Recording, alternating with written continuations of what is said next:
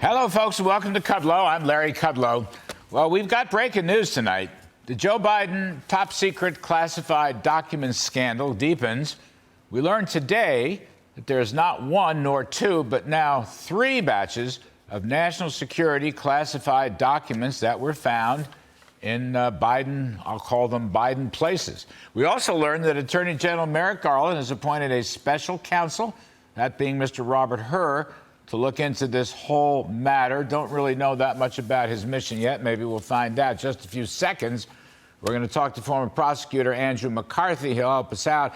And then a few moments after that, we'll be talking to former Vice President Mike Pence about his experience with respect to the do's and don'ts of classified documents while in office and afterward.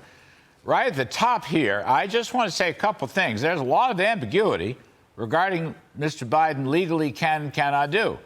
What kind of protected so-called SCIF areas he had access to, and why these documents are suddenly popping up now in downtown Washington, D.C., and in Mr. Biden's Wilmington, Delaware home. Why now exactly?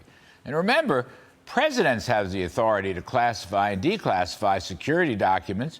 Vice presidents do not. And I'd like to know the role of this so-called Penn Biden think tank funded by China, dark money in China. I don't understand the role either of the National Archives, who haven't said one peep about the Biden story, but tried to cremate Donald Trump during that horrible break-in in Mar-a-Lago.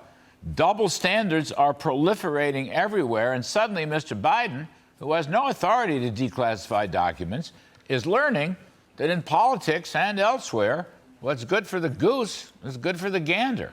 Or, recoining another political cliche, what goes around comes around. And oh, by the way, has anyone seen or heard from the FBI?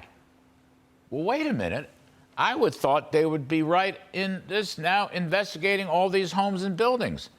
If a bunch of junior-level associate White House lawyers are suddenly running into classified documents left and right between Washington, D.C. and Delaware, and supposedly reporting them to somebody, why hasn't the FBI come in to thoroughly go through Mr. Biden's home and this China-sponsored University of Pennsylvania dark money-funded think tank?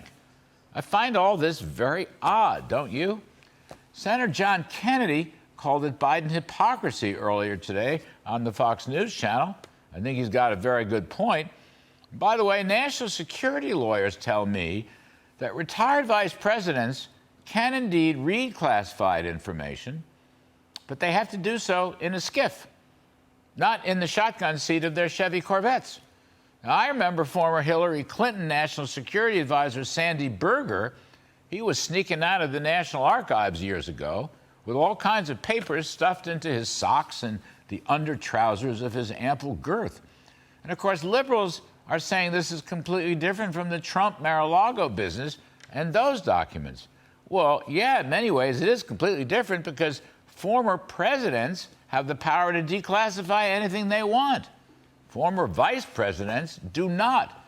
So this whole sordid mess will play out in the period ahead. But this evening, we're just going to try to get out, lay of the land, some of the high points, some of the low points, begin the search for more truth and more information. This is a very strange story.